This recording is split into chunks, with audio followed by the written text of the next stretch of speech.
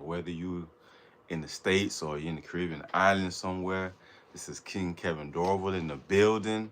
And wow, some great news. First and foremost, big ups to President Biden, even though he was a buster all throughout his presidency, you know, but he did one final great move before he left.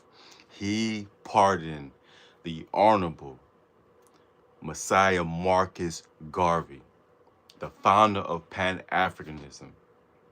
You know, only person, the only person in history to have had black people collaborate and join in one movement globally, the largest black movement in the world to this day, 100 years later, still has not been done. This man was about action. He made it. He made it possible for us to, rock the red, black, and green flag, which you see on my sweater here. Actually, I bought this in Harlem late last year when I was at a conference speaking at the Brooklyn College in New York. So Marcus Garvey, definitely gone but not forgotten. Also, I'll be remiss if I don't say, happy birthday to Martin Luther King. Even though today's not his birthday, but the government, chose the third Monday of every January to make it his birthday celebration. He was born, in January 15th, 1929, if I'm not mistaken, 1929, and he will be 95 years old today. I'll be 45 in a couple of weeks. So shout out to both of them, both leaders who have passed away. And of course, today's President Trump's inauguration. So I know you guys are probably all crying from your TV screen. Can't wait for your new president. You guys voted for him. I ain't vote for him. You guys voted for him. But let me say this as well. Marcus Garvey. Now, I'm 45 years old. The last 15 years of my life has been studying his work. Just, assessing, the situation back in the 1920s, 1919. And 1919 was the height of the UNIA. UNIA, Universal, Improvement Negro Association, Universal Negro Improvement Association, which she started in Jamaica with Amy Nash, his ex-wife, and she was an awesome woman. She helped him build this organization. So he didn't do this by himself. So, this is something that I want you guys to really peep game. He did not start UNIA by himself. He had his black queen with him, and they moved to New York, not moved to New York, but they came to America. He came to America actually to try to meet Booker T. Washington, who is also someone that I studied extensively. Booker T. Washington, Frederick Douglass, Marcus Garvey, Queen Nzinga, these key people here. I speak English fast. It's all good though. But back to what I'm saying. UNIA in 1919 is supposedly the movement had about 6 million members. Think about this, y'all. Y'all know how thick-headed we is sometimes. But he was able to get 6 million black folks, 46 million, if you, depending on where you read to get the information from. Still, 4 million, 6 million, what's the difference? He had that many black people wanting to be proud to be black. Not just black individuals, but black collectively, because he speaks and he spoke. He still speaks through people like you and I, but he spoke about black nation building, building our neighborhoods up, protecting our women, protecting our children, protecting our future, our education, not seeking education and validation from white folks. Not that all white people are evil, but there were tons of evil white folks. Why do you think that the phrase white devil came from? It was from the atrocities, the degradation, the evilness, the wicked spirits of things they've done. Still doing. Black folks getting hung left and right, especially around 1919. But this was the time when black people chose to unite. And, You see Tulsa, Oklahoma, even though it got bombed 1921. And just recently, this conversation about Pam Bunny. Pam Bunny was the Attorney General, State Attorney General of Florida. Now she's one of the top officials with Donald Trump's office. They just officially investigated and acknowledged. This is 2025, y'all. What's that? 96 years later, 95 years later, finally acknowledge the Tulsa, Oklahoma bombing. Finally. So what does that mean for us today? You know, the UNIA, the Black Star Line that he started, the black newspapers that he had, the Black Cross, anything that was white, he made it black. And I mean everything. Everything. You know, even to Jesus, he was like, hey, if you're gonna worship, if you're gonna be worshiping, praying, and sowing seeds and paying tithes and offerings to a church, and even praying, you know, as an individual, make sure that the God you praying to, when you close your eyes, that he or she is black. You know what I'm saying? Whatever you believe in, make sure you are uplifting black folks. And it makes sense. We got white Jesus, we got all the white superheroes from He-Man, Wonder Woman, Spider-Man, you know what I'm saying? The presidents are all white, the teachers and principals are all white, police sheriffs are all white. Every position of authority was in their hands, an image in our heads, which is more powerful. Pictures for 1,000 words, in images and videos of white people. So he was reversing, Marcus Garvey was reversing the brainwashing that our people were subdued to. You see what I'm saying? Think about it. Everything white. Everything black is bad. Everything white is good. Why you think it was so easy back in the day on the plantation fields for our ancestors to have to pray and worship a white God? They were forced that. Now you fast forward, you know what I'm saying, 300-400 years later, now we have the minds of our own. We got our own books. You know what I'm saying? Me personally, I wrote 3 books, working on my 4th one right now. America's and France's 1,000-Year War Against Haiti, Assassination of a Nation.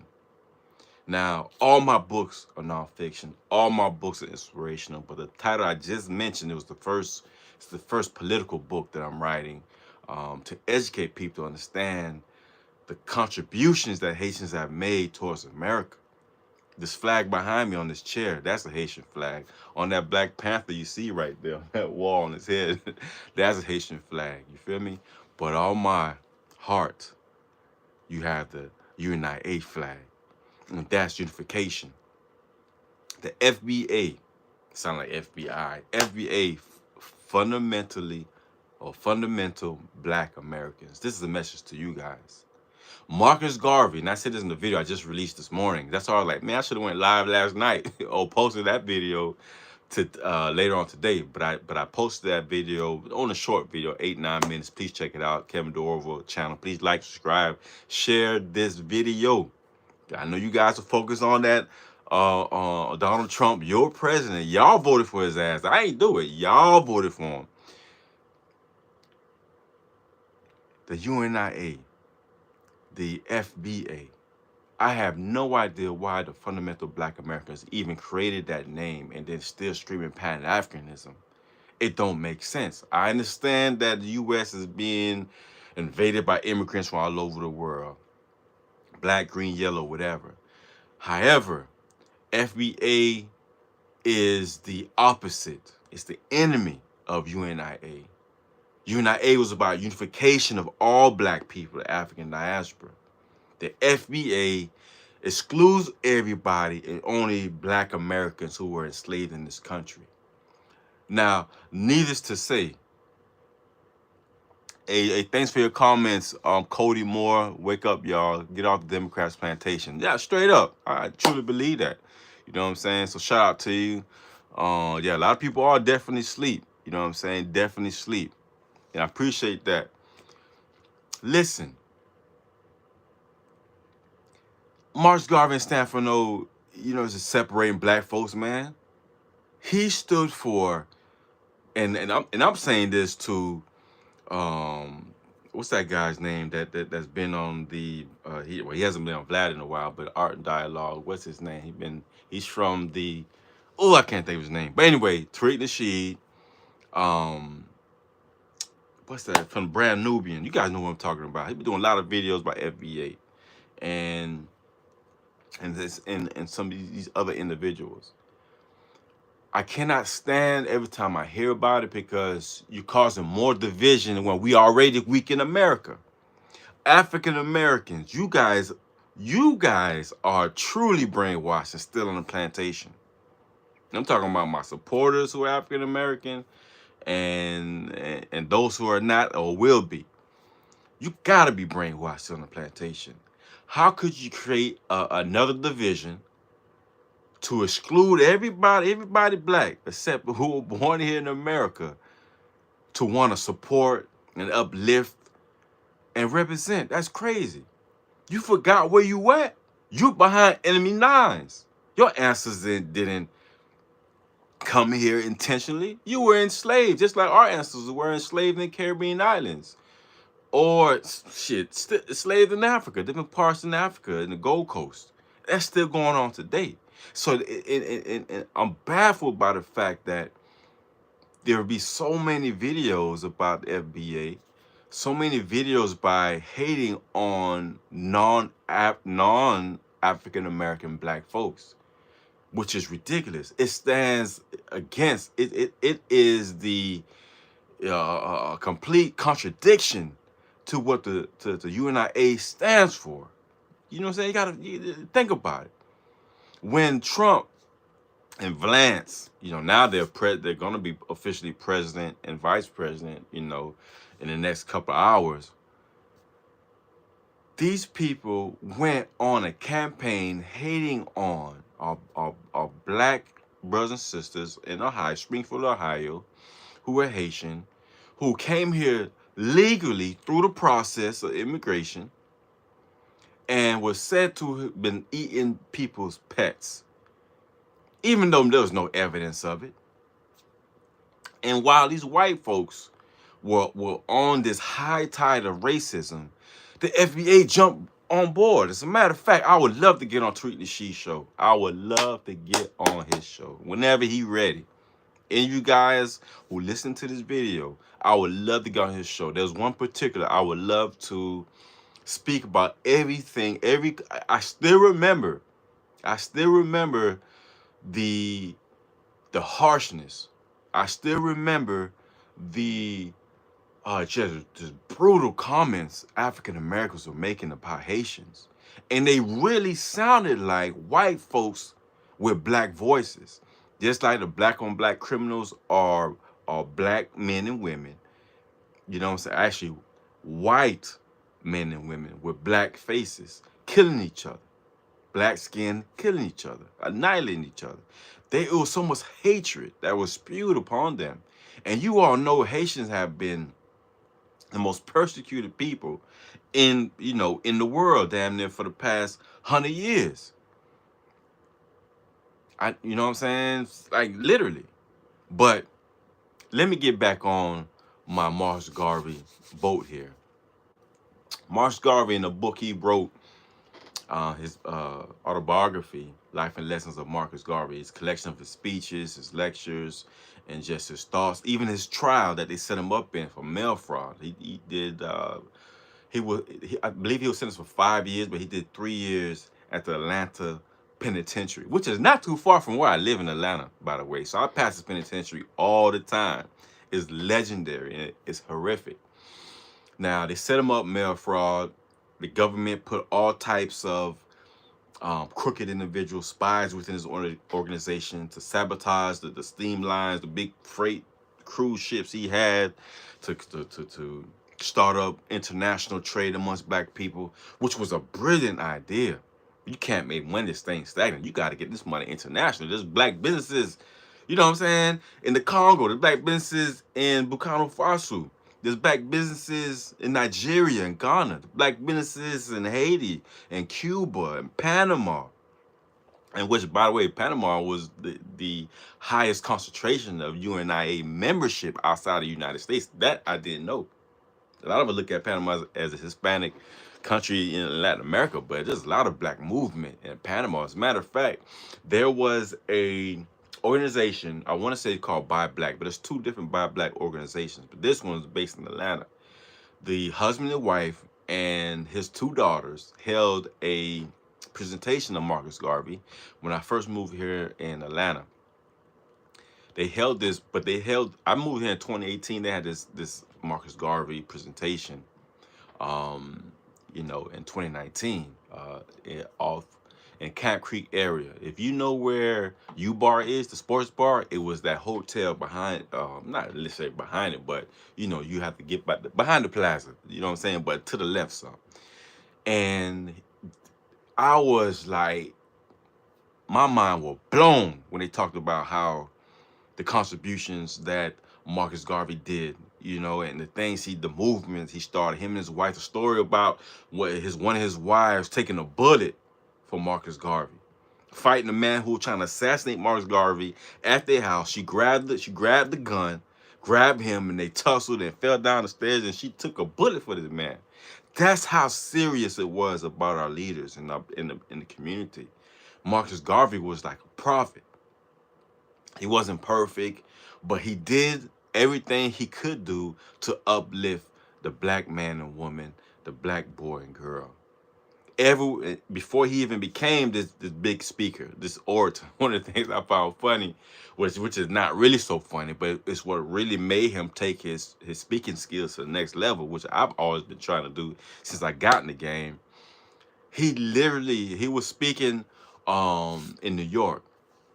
There was just the speaker's block where anybody has something to say to get on this block and speak. Because, you have been in New York, you know what I'm saying? The sidewalks are the size of the interstates of some places, you feel me? I mean, you got thousands of people walking any given time. That's why when they made the movie, what's that? Not the Minority Report. The one when he was with the woman with the beautiful big eyes. What's that name of that movie? When they was in New York and the whole road, like there was nobody on the streets, man. That movie was Cloud in the Sky or something like that, a Tom Cruise movie. You guys know the movie I'm talking about. But gorgeous movie. And when they didn't have nobody on the streets, no cars, nobody walking on Times Square. Do you know how hard that is to do something like that? I said, man, that's impossible. I thought it was just on computer graphics, but they literally shot that part of the film like 6 in the morning before nobody on the street. They blocked all the roads. That must have cost millions of dollars. Nobody. I mean, he's looking around, looking to see nobody on the street. But Marcus Garvey it wasn't Times Square, but on the corner, speaking on top of this crate, and he fell and busted his face. He was so embarrassed. But he was so dedicated to the upliftment of his people that he got, he came back, you know what I'm saying? Did some studying to improve on his speaking skills and came back, you know what I'm saying? And held big conferences, big lectures, thousands of people. I mean, Marcus Garvey was something serious. And when I first learned about Marcus Garvey, I was shocked to think that, I didn't know much at the time, but to think that the schools would literally not teach us about this brother. Would literally not teach us about the greatness, the excellence of Marcus Garvey and the sacrifice he did. They want to teach about Martin Luther King, Rosa Parks, Harriet Tubman, Booker T. Washington, Frederick Douglass, George Washington Carver, and Phyllis Wheatley, and the list goes on and on and on. The good Negroes. They're not teaching us about General Toussaint Louverture of the Haitian Revolution. They're not teaching about Malcolm X. Damn sure they teaching about Marcus Garvey. They ain't teaching about Queen Nzinga.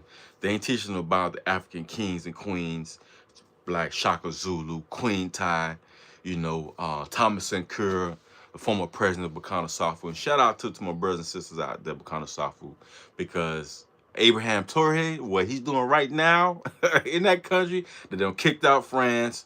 They're refining their own gold. They're taking advantage of their own resources. They don't kicked out U.S. and France out their country. There's no American or French, possibly no European military base in their country. This man has, I'm talking about Abraham Traoré now, has taken the bull by the horn and controlling the destiny of his country. Every country that has their sovereignty, who has fought for their sovereignty, should have the right to do that. Marcus Garvey was trying to do that for us, y'all. As a matter of fact, another great fact about Marcus Garvey, and I want everybody to research the Honorable Marcus Garvey. You need it. I don't care, man, what country you from. What island you from. Marcus Garvey has to be somebody that is studied extensively. And I could not believe, but over time, I understand why. But I could not believe I grew up not knowing about him until I was in my 30s. You hear little whispers in Black history documentaries and books, little conversations, but nothing of significance. This man and the UNI movement, Universal Negro Improvement Association, this man gave jobs to thousands of Black folks. He made us walk up with our head up. Back in the day, if a white man or woman, even a child, were walking on the sidewalk, you had to get off the sidewalk. If you had to laugh, something funny, you had to put your head in a barrel to laugh. If you were caught looking at a white man or woman the wrong way, whatever they consider the wrong way, you'd be lynched, killed, literally on the spot. No jury, no judge. You were tried right there on the spot and hanged, shot, killed, whatever they wanted to do. Marcus Garvey, no matter where because he used to work, I want to say, I don't remember the company name, obviously, it's so long ago, but he was all over, you know what I'm saying, the islands and countries, Latin America, Brazil, Panama. No matter where he went, he seen Black folks suffering. Everywhere. Black folks suffering everywhere. Black characters in a Turkish animation here. We watch all the time. I appreciate that. So are you in Turkey? I don't even know how to pronounce your name. No one wants to hear your ignorance. So Hazel, I'm guessing you are a Karen. Good for you. Now, no matter where he went, Black people were on the bottom of the map. No matter where he went, it didn't matter. They were the lowest on the food chain, bottom of the barrel, treated harshly, disregarded, thrown to the side, and that vexed his spirit. As we should be, our spirit should be vexed now. What's going on here with the police brutality in the States, the political lynching still going on to this day. In Haiti, what's going on in Haiti? We should be standing up for Haiti. And I'm not just saying that because I'm Haitian. I'm just speaking the facts. As a matter of fact, in Marcus Garvey's book himself, and page 4 or 5, literally the first few pages of the book, he has this lecture, this speech that he talks about. We need to uplift our own Black heroes. We need to give reverence to our heroes and sheroes. He speaks about Crispus Attucks and George William Gordon, and how we need to give reverence to them, and comparing the white heroes, Napoleon Bonaparte, which I know so much about this man. It's crazy, through the public education system of Florida. George Washington and William Churchill, Toussaint surpassed all of them with what he did. Do you gotta understand what the Haitian Revolution was? It was a 13-year war. 13-year war started 1791. Some say 1790. Ended 1803. Haiti declared independence 1804. 13-year war. Thousands upon thousands of people died. This was in the height of slavery. That you have, picture this for a second. You have black folks fighting and gaining their independence. Enslaved Africans, not slaves, not African slaves, formerly enslaved Africans, freed themselves, emancipated themselves, and created their own country in the midst of white supremacy at its climax. They were making millions of dollars on our backs of our ancestors. There was a lot more enslaved Africans in the Caribbean than there was in America. Mind you, in the Haitian Revolution, there was about 500,000, 500,000 enslaved Africans on the plantations. And they only had a couple of thousand white folks. So obviously the odds were in our favor.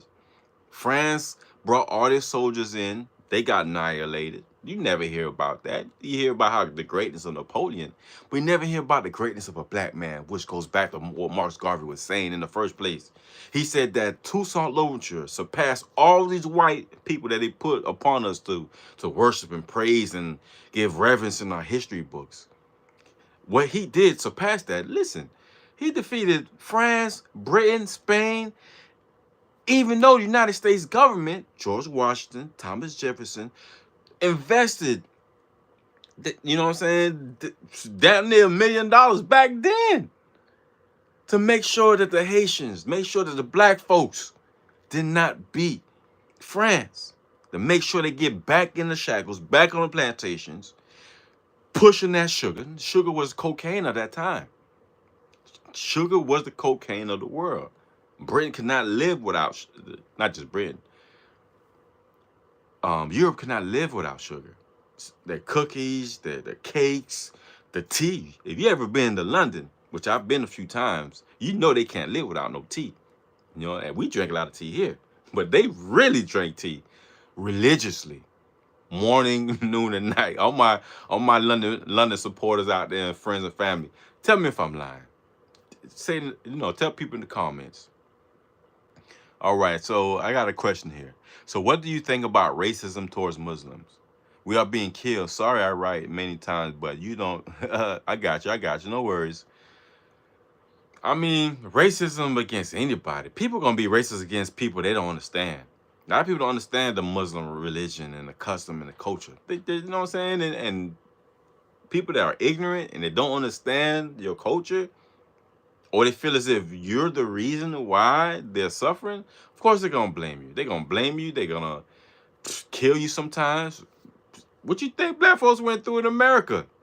Still going through it. But back then, post-slavery, the antebellum era, after 1965, come on, man. I mean, racism ain't going nowhere. It's embedded in our DNA. Not everybody's racist, but there's a lot of racism in America. We just got to face the fact that it is what it is. And we got to do, you know, what we going to do about it? Are we going to be racist ourselves and just be like, screw everybody else, everybody else? It's ignorance and racism that caused the Israel and Palestine war.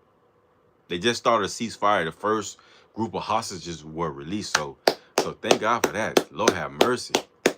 They gonna always be about it. They're like hyenas. Palestine and Israel are hyenas and lions. They're arch enemies forever. First of all, Israel stole his people land. You know what I'm saying? They gave them. They just, hey, we're gonna take this land for us. They did what America did with the indigenous red man here in America. They just took their land and killed them, forced them to move. If they found oil in their land, they forced them to move. You know what I'm saying? It's crazy. Well, I appreciate that, and thanks for the comments too. I really do appreciate it. Racism ain't going nowhere. Now let's talk about y'all president right quick. Trump already with the BS. They already saying from day one, starting tomorrow, Matter of fact, they already started the process, but starting tomorrow, they're gonna start mass deportations. Now, my question is, everything America going through, California just lost Los Angeles, right? Pretty much. Thousands of acres of land burnt to the ground. Over 100,000 people, you know what I'm saying, lost their homes. They're homeless right now. They're depending now on straight donations. Ravaged by fire. It was a fire of biblical proportions. Horrific. I think the number now, the last number I heard people died were 12. Unfortunately, 12 people died, and I'm hoping it doesn't go any higher than that. But it's very fortunate. It's a miracle more people didn't die. Homes just gone, blaze, like just a huge blaze, just like a wave of water, but fire, just hot lava, just wiped out California. Through the negligence and greed, they let this couple, the Resvicks, purchase and buy all the water. How you gonna not have water in the fire hydrants, or just a place specifically to pump water just for fires? That is asinine. I can't believe it. Somebody, there need to be a group of people going to jail for that. They knew if there was ever fire, and Lord knows over the history of America, California has had quite a few wildfires, not to have preserves of water just in case something like this would go down. Black people, the black communities in California, gone. There's one family from Altamira, the city, black city in California. 4 generations, gone. Lost everything. My prayers, my sympathy, my empathy, my heart goes out to California and just get things right. Some people say they burnt it down to the ground just to make sure for 2028 they can have a whole thing rebuilt for the Olympics. 2028, y'all. It's a dirty game, man. It's a dirty, filthy game. We just don't realize where we at. I truly believe African Americans forgot where y'all at, man. This is America. We were 3/5 of a person here in America. To some degree, we still 3/5 of a person. Now, this inauguration, I read something funny. I was actually not read it. I did read a little bit, but the inauguration is going to be at the state capitol rotunda, or the Capitol Rotunda. I don't think it's going to be the state capitol building, but it's going to be the Capitol Rotunda indoor. So thousands and thousands of people who came from wherever they came from, the MAGA, Make America Great, which I'm still questioning, when was America great? But they're disappointed. They spent hundreds of dollars. Some of these hotel rooms are $900 in DC. They spent down there $1,000, $1,500, $2,000 hotel rooms, and to get to see their great white hope inaugurated as president, and they're not going to get to see that. You know what I'm saying? Because the temperature's supposed to be very cold, about 20 degrees, and people gonna be freezing. But truth of the matter is, there's 2 reasons why Trump moved it indoors. Because you remember when he was president last time? What was that, 2017? When he was president, when he become inaugurated, there was barely anybody there in comparison to Barack Obama's presidency. You know, the inauguration where you had hundreds of thousands, like waves of people. I mean, people.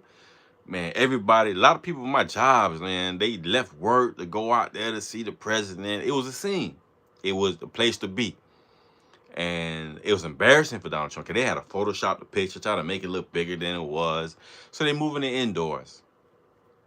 They moved it indoors, and also for security reasons. You know, people trying to kill Trump. They've been trying to do it. They did it. They tried 2 attempts. The one with the guy was shooting him from the roof, which was a miracle he didn't get hit. If it was a real sniper, Trump was gone. That's why a lot of people feel like it was staged. And also, in Mar-a-Lago, his private club in Mar-a-Lago in Palm Beach County, So there will be more attempts. I mean, the man talks ridiculous, and also he's gonna be scared to travel, just like he was before. Trump was the least traveled president, if you guys didn't know that. In American history, he did not leave the country. You know what I mean? Because he fears for his life a lot of times. The way he talks, the ignorance, and y'all voted for him. Y'all voted for him. You know who you are. If you voted for Trump, if you didn't vote for Trump, put a thumbs up. If you did not vote for Trump, put thumbs up in the comment. I didn't vote for him. And I hope you guys share this video, you know what I'm saying? Definitely in defiance of the inauguration. I'm not gonna boycott TV. I barely watch TV. I might watch a few shows here and there, but I'm not watching no news and TV, watching him get inaugurated. He's the second coming of Hitler. The guy's a flat out racist. Klansman. I guarantee you, they come out with a racist movie, he's gonna do just like that president did. Which president? What's his name? There's a president that was started the invasion of Haiti, and it wasn't FDR. Even FDR did write that the Constitution that changed Haiti's Constitution. Actually, he changed Haiti's Constitution to make sure they could buy land in Haiti. But it was the president after him, which was Woodrow Wilson. President Woodrow Wilson. He held the Birth of a Nation, the original Birth of a Nation, not what Nate Parker did, which was, about Nat Turner, you know what I'm saying, the great revolutionary Nat Turner.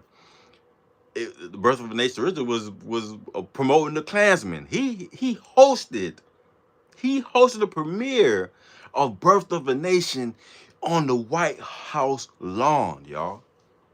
Trump is going to do the same thing. He's going to do the same. I'm telling you. Anything bashing. Oh, yeah, before I forget. There's a movie that came out. It's in those movie, you know how they do the movies, film festivals. It's a movie about Trump. It's a movie about Trump that this dude, this Arab wrote he's from another country, maybe Pakistan or something. He's from another country. He released it in another country too. But it's about Trump and how, and it puts Trump in a very negative light. Very negative light. Matter of fact, Trump's camp wrote this guy a cease and desist letter to, do not release this movie. He released it anyway. So he's gonna, and he's not scared. He's not in America. Like, who cares what you think, Trump? We're gonna publish this thing. I can't wait to see it. You know what I'm saying? But y'all look it up. It's a movie. It just came out recently.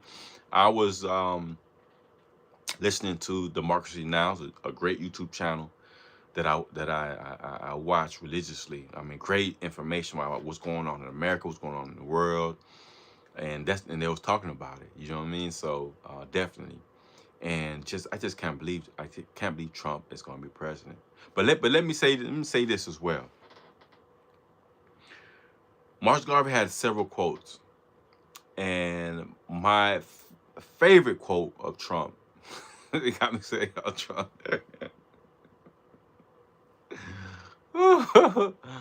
That's funny. My favorite quote of Messiah Marcus Garvey, the Honorable Marcus Garvey, was that without confidence, you have lost before you've even begun. But with confidence, you've already won. And I'm paraphrasing, for me, what that meant was, if you go into a situation or idea and you believe you're going to win, you believe you're going to be victorious, you believe you can do it, just like Jaden Daniels and the Washington Commanders, you know what I'm saying, won over the weekend, and no one could believe that they were going to win that game. Jaden Daniels, man, speaking of Washington, they go into the AFC championship or the NFC championship, but they going to they are a game away from the Super Bowl.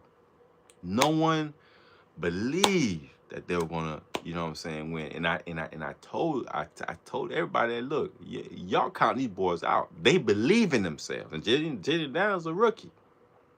You gotta believe in yourself. before you like just put out positive vibes out there, man. Even if it seems like you may not have any chance in heaven or hell that you're gonna be victorious, you have to believe in yourself.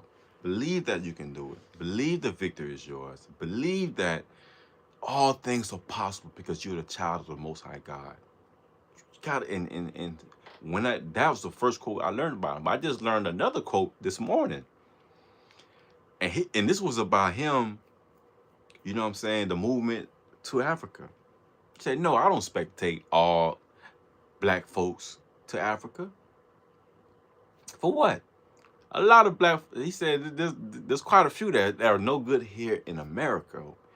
They're not doing any good in America. They don't want to do right in America. Why would we take them to Africa?" And he was talking about the movement that he had going on when they were going to get some land over there. I want to say in Ghana. I want to say it was in Ghana. But whatever country there was in Africa, there was a president. His name was King. Last name President King. Just a little history right here. Marcus Garvey was getting ready to purchase some land. He was going to spend $1, $2 per acre, right? For about 1,000 acres, whatever case number was, 1,000, 10,000. It's a big number. He was going to purchase this land, and he was in talks with this president for a good amount of time. W.E.B. Du Bois conspired with the government to go over there. And as a matter of fact, he was sabotaging Marcus Garvey moving here in America. You can read his books on W. Du Bois. You think I'm lying? He was sabotaging the movement. They had different views. They weren't simple men. They were very complex, highly intelligent. You know what I'm saying? Men, scholars. Two of the best, possibly two of the best the world has ever produced. Well, that's until I met, Jean Joseph Lewis, who was the Haitian intellectual back in, the 1800s. But that's another conversation. But W.B. Du Bois went to Africa on his own dime, went to Ghana on his own dime. No, Liberia. That was the country, Liberia. Liberia is actually, was started with African Americans. You guys didn't know that. There was African Americans were sent because they're literally trying to send all of y'all FBAs to Liberia. You know what I'm saying? But they sent a couple thousand out there. They started Liberia. If you notice, there's it symbols. Liberia means liberation, liberate. That's why they named it that.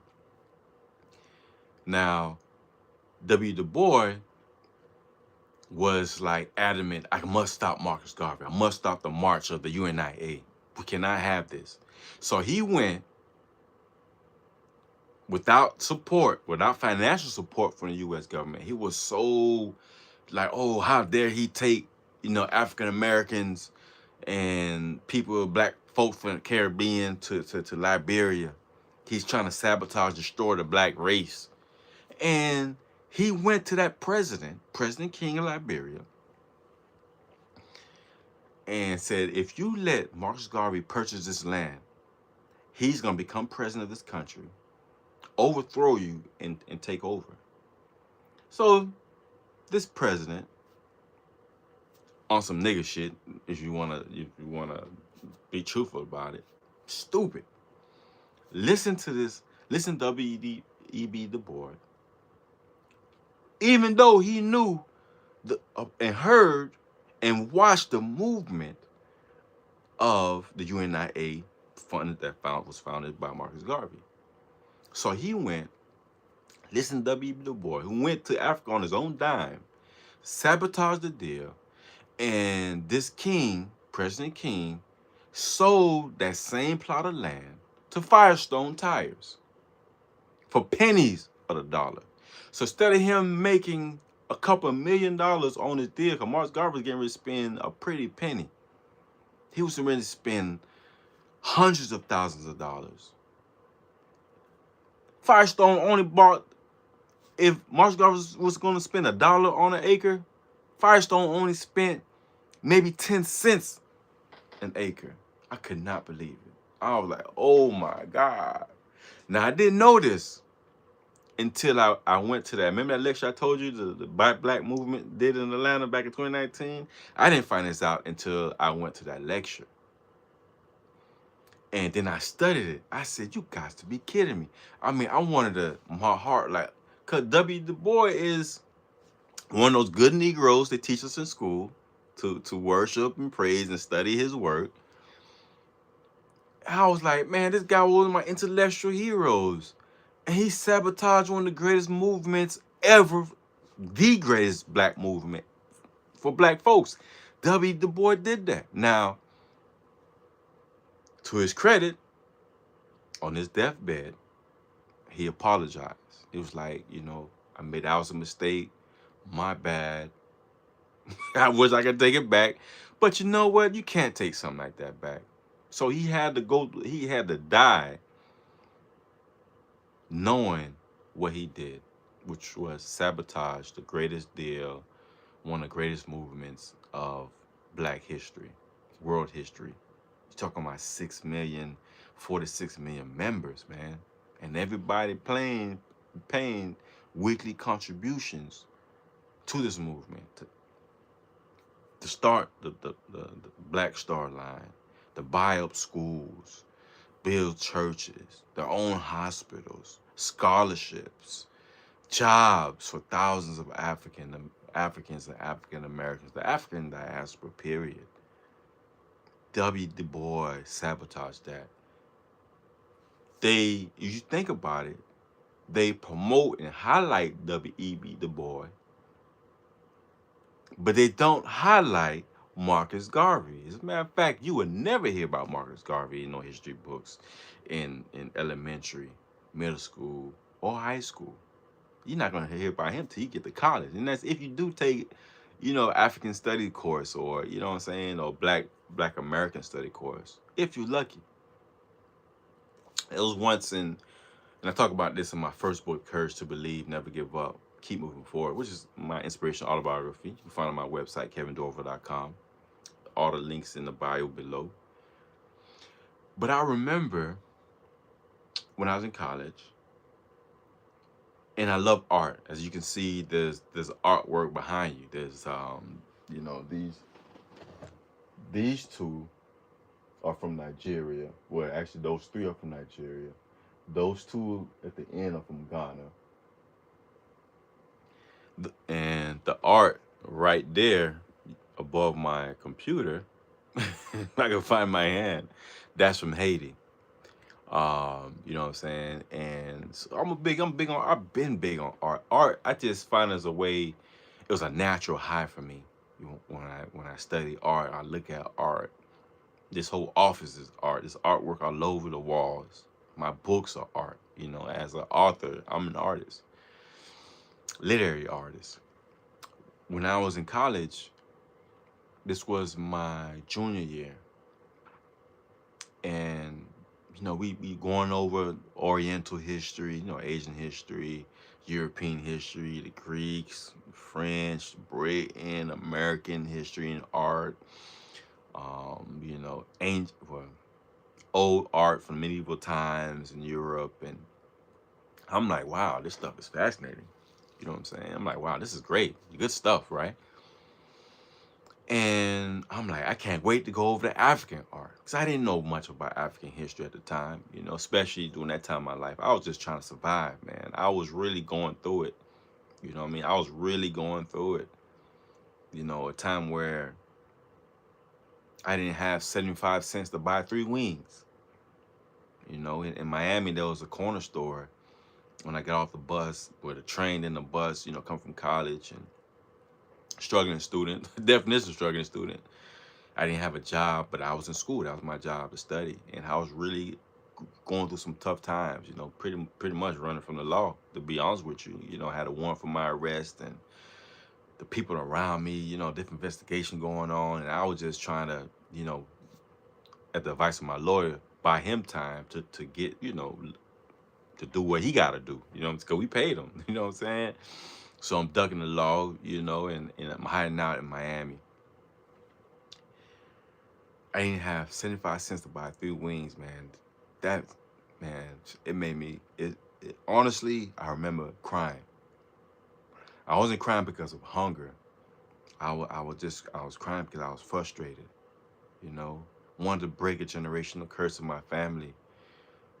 And, and my stomach, man, my stomach touched my spine. And, you know, school is tough as it was. The streets of Miami, very cruel and dangerous. I seen a lot of things when I was down there. And when I didn't have the money to buy those wings, and you know, they could have fronted the store cashier could have fronted me a wing or something like that. You know what I mean? I only had 50 cents. So I bought 2 wings. And man, I tore them wings up, man. Did a quick prayer, tore them up. I was still so hungry. But anyway, I asked the professor of that class. She was a woman, sweet woman. I love the class. I learned so much about history through art. You know, history could be very boring. You know, the history classes, if you got children or students, history can be very boring. And for me, it was always fun because I can, you know, I could relate to certain things in history, or connecting the dots. You know, you got to be able to make history relatable. But I'm going through this book. I'm like, I can't wait to read some African history. And I'm like, damn. I'm looking through the, you know, the bibliography of the book, the glossary of the book, the pages of the book. There's nothing mentioned, nothing said about African history. Not a single word, not a peep. So I'm like, so I raised my hand, right? This wasn't being defiant. I wasn't this pro-black individual you see today. And I love all cultures, man. You know, I got friends from all over the world, man. Like all different types of cultures. Like people who really look out, not just, oh yeah, you're my friend in public, but nigga, I'm gonna talk about you and your people behind your back. No, I'm talking about real friends. Friends you know, eating at their houses, eating their minds, you know, drink, hang out together. When it was that, get money together, you do business together to this day. You know, so I got, you know, different friends now, in other levels, but you know, the culture, there is no cultural barrier. So I raised my hand to the professor, was like, hey, you know, I love the book, love this class, but where's the African history? Where's the African artwork? You know, the sculptures and the paintings, like. And she was like, well, there is none in this book. Yeah, I said, yeah, I can see, you know, I can see that, you know. But, and I asked in my reply, do you think it's time we should get a different book that might be a little more culturally diverse? Because all my life, all I'm hearing about is Asian history and culture, how great that is. European history, art and culture, how great that is. You feel me? But nothing about our people. In conclusion, y'all, Marcus Garvey did that. He highlighted black folks. He made you highlight black people, black businesses. He made you start your own businesses. He made our people confident. Now, I'd be remiss if I didn't say that. Marcus Garvey was Jamaican, right? And he came to America, galvanized the support of black people, African Americans here in America. So I wonder what FBA's argument gonna be about that. As a matter of fact, one of these days I'm gonna do a video straight. I might even go live straight on FBA's and how ignorant that is at a day and time where we need to be unified together. We must be unified together at this day and time. We will not survive going forward. People like Dr. Umar Johnson, his platform heavily built on the principles of Marcus Garvey. Dr. Amos Wilson, who I have, what, 1, 2, 3 books right there. There's another book in the living room. I have 4 of his books, right? You have, I'm going to call them out loud, Dysfunctional Psychology of Black Children, Awakening the Natural Genius of Black Children. He's a black psychologist, Pan-African as well. Um, Black on Black Violence, Black Civilization in Service of White Domination. Oh yeah, Blueprint to Black Power. So I have 5 books, and also the it's about Marcus Garvey too. You know what I'm saying? Pan Africanism in the New World, I believe that's the title of. But it's based on Marcus Garvey's work. So look at that. I forgot how many books I have of this guy. Rest in peace. Dr. Francis Chris Welson's work was also built upon Marcus Garvey's work. The list goes on and on and on. The point is, what's your work gonna be? We need to do twice as much as our ancestors did to build upon the legacy they left behind for us. We shouldn't just be shouting and talking black power, black pride, black love, and we're not doing nothing to extend that legacy to pass on to our children. And ladies and gentlemen, that's what I'm doing for my baby cubs. You dig? Hey, peace, blessings, and thanks for watching. All right, King Kevin in the building, January 20th, 2025. Look forward to sharing more information, more history, more of my books with you guys. I appreciate the support. Everybody who has, since I wrote my first one to this one, I thank you all for, if you watch my videos or watch me speak in person or volunteer with me in the community or I volunteer with you in the community. I appreciate you guys. I am the Courage to Believe International founder, nonprofit organization, started in Florida. We moved here to Atlanta, Georgia, to chess mentoring program. There's going to be a lot of things kicking and popping, man. This year, I'm going to give it all I got. I got mad tools, I got cameras, lights, a lot of my older videos struggling with lights. That's no longer an issue. There's lights everywhere. Camera lights. You got one right there. Got one behind you. One behind this phone here. Man, I can't wait. I'm excited. All right. Bless up. Any questions, please leave in the comment or DM me. Follow me on Instagram. Courage to Believe. Sorry for you guys who missed out on TikTok. I had a great following on TikTok. It's all good. At least I got an idea of what people wanted to hear. Get your own website, your own platform on YouTube, wherever. Don't depend on any social media platforms or even YouTube for your revenue income. Do your own thing. Bless. One love, one aim, one God, one destiny. Marcus Garvey. Peace.